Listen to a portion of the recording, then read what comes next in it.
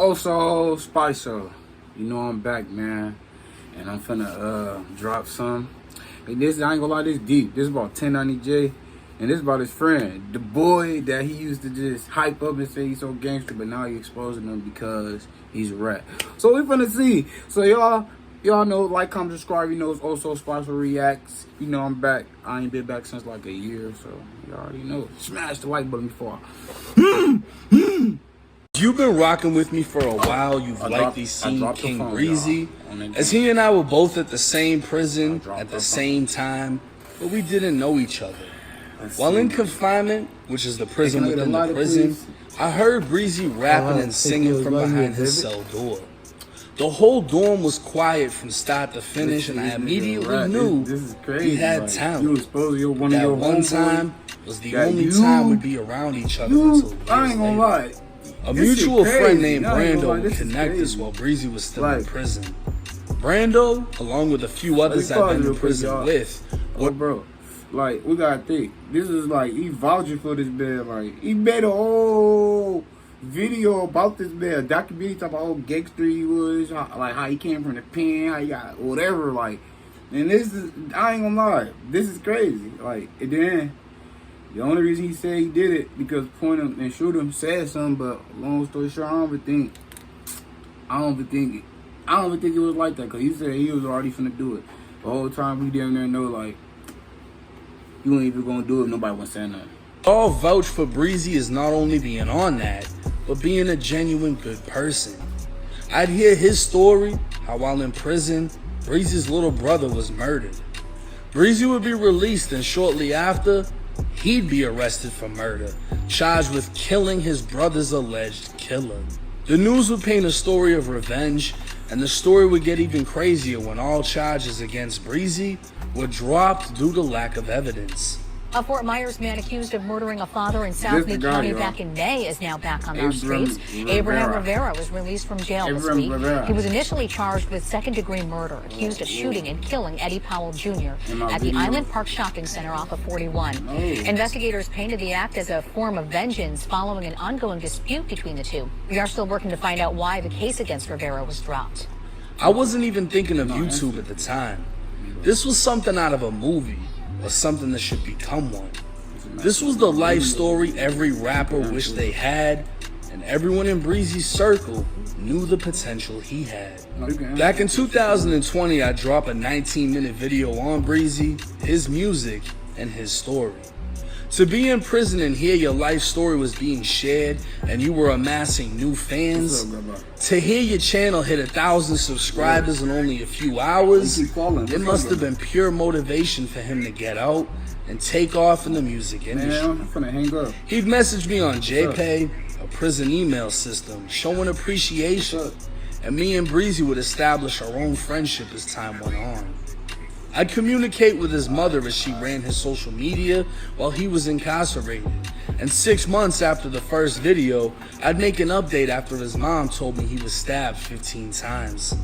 The video would keep his name ringing, and not long after, I thought I'd send him a surprise. Back in 2020, you could pay no jumper $85 to listen and review your music, so I decided to send him Brizzy's song from prison, Silent Treatment.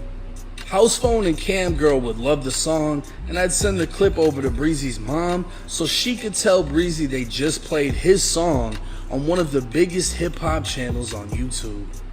Like I said, me and him never officially met, and he'd always show appreciation for what I was doing for him. But his affiliation would later cause conflict. King Brizzy was a self-admitted, documented member of the Latin Kings. It was easy to see some of the people in his group wanted to reap the benefits of his talents, and because he was king, they felt as if they deserved to be the only ones he collabed with. This would lead to a failed prison YouTuber named King Domi. Domi would claim nobody knows Brizzy how he knows Brizzy, and that I was just trying to use his name for views, the same views that he wanted. What Domi's dumbass failed to realize was it was Brizzy himself who wanted to be on my platform, and the only reason I even did it was as a favor to our mutual friend.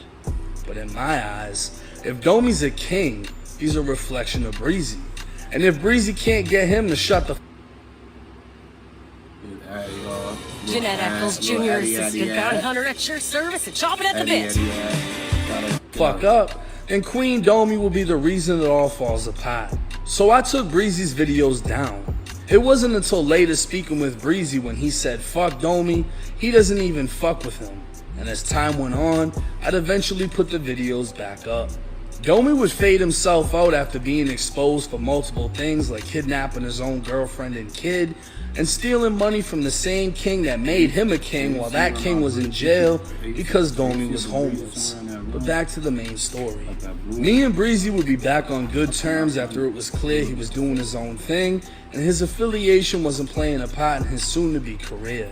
Brizzy wouldn't be released until October of 2022, and 3 months later, we'd meet up for the first time. Both Brizzy and Brando would fly up to Boston when we hit the club and casino.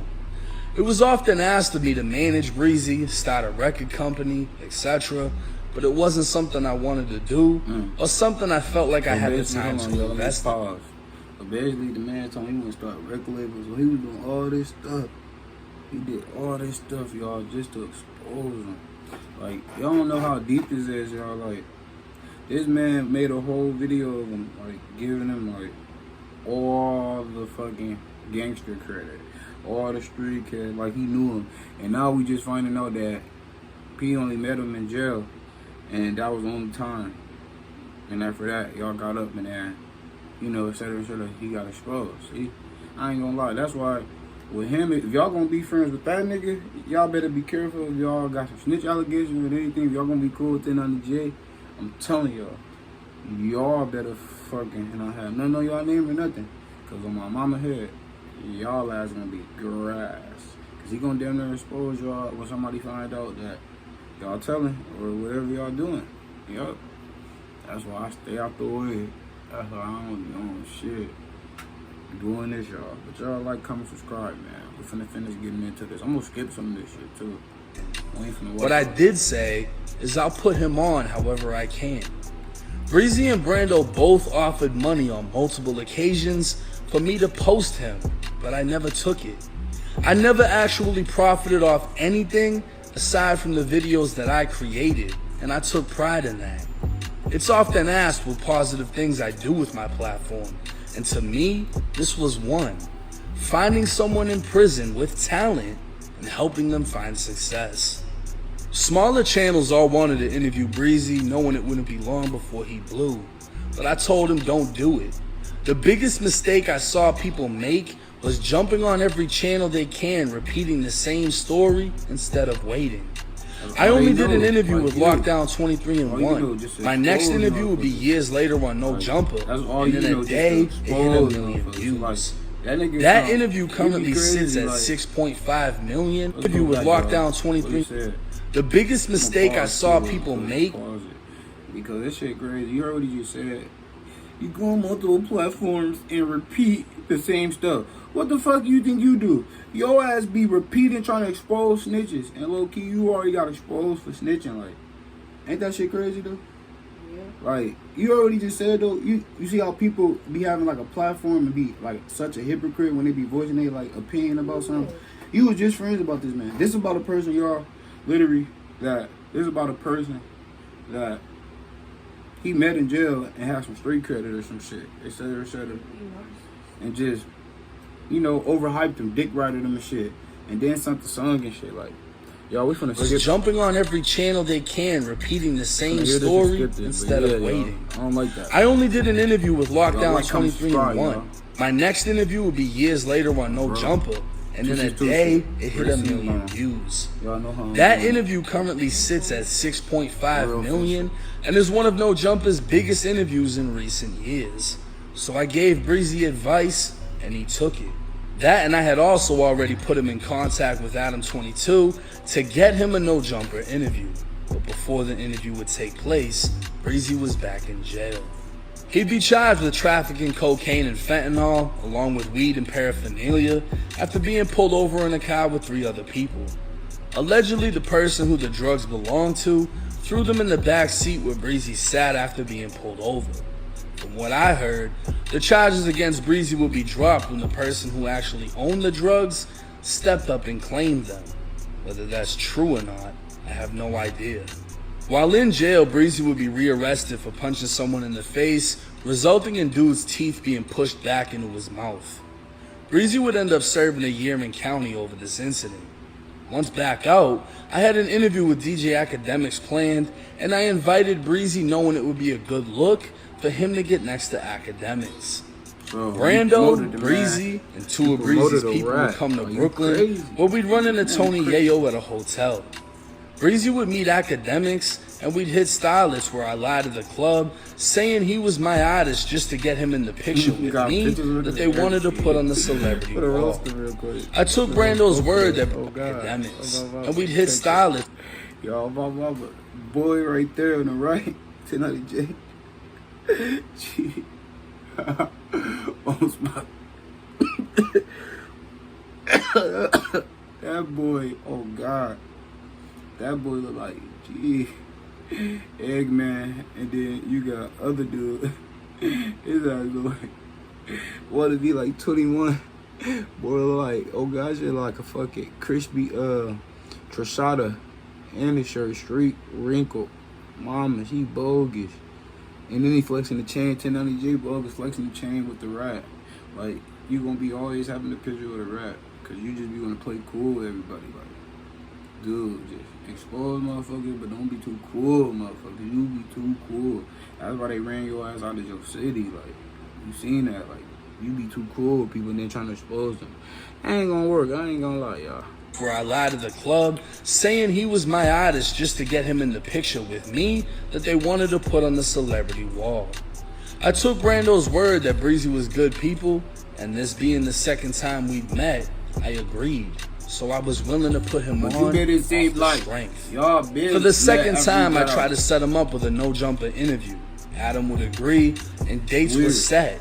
But yet again, Brizzy would be back in jail, and I'd have to let No Jumper know for the second time it had to be canceled. At this point, he was fucking my face up, and the reason he was back in jail? Apparently, he went to an Airbnb with some females who didn't even rent the Airbnb, but broke into the lockbox and got the keys, so they all ended up charged with burglary. I'd speak with Brando telling him I fuck with Brizzy, but I'm gonna cut ties as far as business goes, as he didn't seem to be taking anything serious. He'd say he appreciated everything I've done, but actions speak louder than words, and he'd keep getting arrested for dumb shit. The exact reason I didn't want to manage him in the first place, it would have been a financial loss. Brizzy would once again be freed, so we said fuck it. After 2 failed attempts to get him on No Jumper, I'm gonna interview him and bring him on my platform. This wasn't my first interview, as I did Zoom interviews in the past, but this was the first high quality interview after passing 1 million subscribers. We're gonna skip through a lot of this shit, y'all. Let's skip through on Brizzy, contact with the victim.